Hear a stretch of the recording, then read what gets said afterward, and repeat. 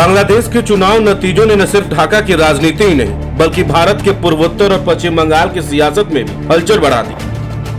बांग्लादेश के आम चुनाव में जहां तारिक रहमान के नेतृत्व वाली बीएनपी ने सरकार बनाने का दावा किया है, वहीं एक और नतीजे ने सुरक्षा एजेंसियों की भौहें चढ़ा दी। भारत से सटे जिलों खासकर पश्चिम बंगाल और असम की सीमा से लगे क्षेत्रों में जमात इस्लाम की मजबूत मौजूदगी को लेकर नई बहस शुरू हो गई है। एजेंसियों के आकलन के मुताबिक जमात को मिली कई सीटें उन जिलों में है जो सीधे भारत बांग्लादेश अंतर्राष्ट्रीय सीमा से जुड़े। दरअसल बांग्लादेश के संसदीय चुनाव में बांग्लादेश नेशनलिस्ट पार्टी के नेतृत्व वाले गठबंधन ने 2/3 से ज्यादा बहुमत हासिल कर लिया। बीएनपी के अध्यक्ष तारिक रहमान देश के नए प्रधानमंत्री होंगे। 20 साल बाद बीएनपी सत्ता में लौटेगी। अभी तक कुल 299 में से 297 सीटों के नतीजों का ऐलान हो चुका है, जिसमें बीएनपी गठबंधन को 212 सीटों पर जीत हासिल हुई, जबकि इस्लामी कट्टरपंथी जमात इस्लाम की अगुवाई वाले गठबंधन को सिर्फ 77 सीटें मिली। 8 सीटें निर्दलीय उम्मीदवारों और छोटे पार्टियों को मिली। वहीं नतीजों के ऐलान के बाद जमात इस्लाम ने चुनाव प्रक्रिया पर सवाल उठाए। पार्टी ने बयान जारी कर कहा कि उसे परिणामों की पारदर्शिता पर गंभीर आपत्ति है।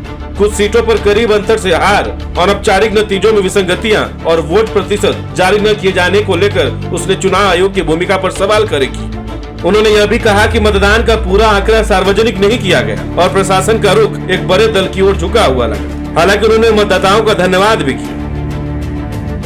दरअसल बांग्लादेश में 2024 के आंदोलन के बाद हुए पहले आम चुनाव में बीएनपी ने जीत का दावा किया। तारिक रहमान की अगुवाई वाली पार्टी को देश भर में बड़ी बढ़त मिली, लेकिन इस चुनाव का एक दूसरा पहलू सामने आया जिसने भारत की सुरक्षा एजेंसियों का ध्यान खींचा।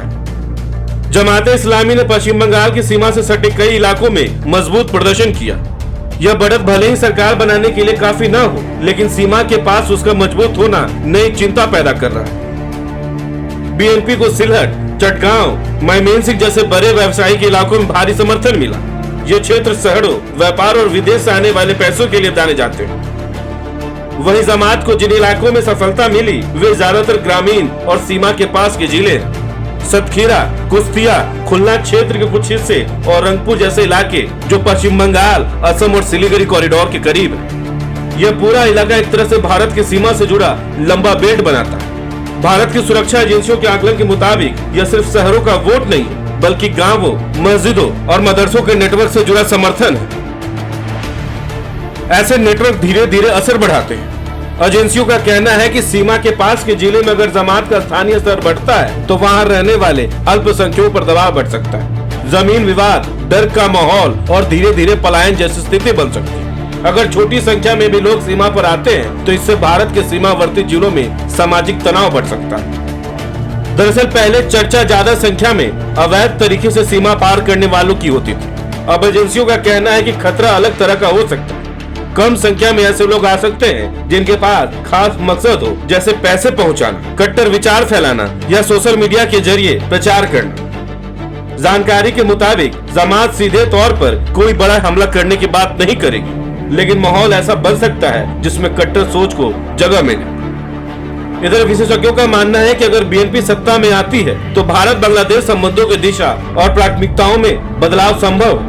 मौजूदा समय में शेख हसीना के नेतृत्व में भारत और बांग्लादेश के रिश्ते अपेक्षाकृत स्थिर रहे, लेकिन बीएनपी का राजनीतिक रुख पहले भारत के प्रति थोड़ा सख्त माना जाता रहा। ऐसे में सीमा प्रबंधन, अवैध घुसपैठ और सुरक्षा जैसे मुद्दे फिर चर्चा में आ सकते हैं। हालांकि यह भी सच है कि किसी भी देश की नई सरकार अपनी राष्ट्रीय हितों को प्राथमिकता देती है। भारत और बांग्लादेश के बीच व्यापार, कनेक्टिविटी और सुरक्षा सहयोग दोनों देशों के हित में, इसलिए यह मान लेना जल्दबाजी होगा कि बीएनपी की जीत का मतलब सीधा टकराव होगा, लेकिन राजनीतिक बयानबाजी जरूर तेज हो सकती है। दरअसल इस बार चुनाव में सेना ने निष्पक्ष भूमिका निभाई, लेकिन मुख्य सलाहकार मोहम्मद यूनुस ने आखिर तक चुनाव लटकाने की कोशिश की। वह जानते थे कि बीएनपी जीतेगी, इसलिए चुनाव टालकर जमात को पैर जमाने का मौका दिया, लेकिन जब सेना ने अपना रुख खड़ा कर दिया तब वह चुनाव के लिए राजी हुई। अब सवाल यह है कि इस चुनाव का भारत बांग्लादेश रिश्तों पर क्या असर पड़े। कुल मिलाकर बांग्लादेश के चुनाव नतीजे सिर्फ एक देश की सत्ता का फैसला नहीं, बल्कि उनका असर क्षेत्रीय राजनीति पर भी पड़ सकता है। अब सबकी नजरें इस बात पर है कि ढाका में किसकी सरकार बनती है और नई सरकार भारत के साथ रिश्तों को किस दिशा में ले जाती है। आप इस खबर को लेकर क्या सोचते हैं? अपनी राय हमें कमेंट्स में जरूर बताएं। बहुत बहुत शुक्रिया।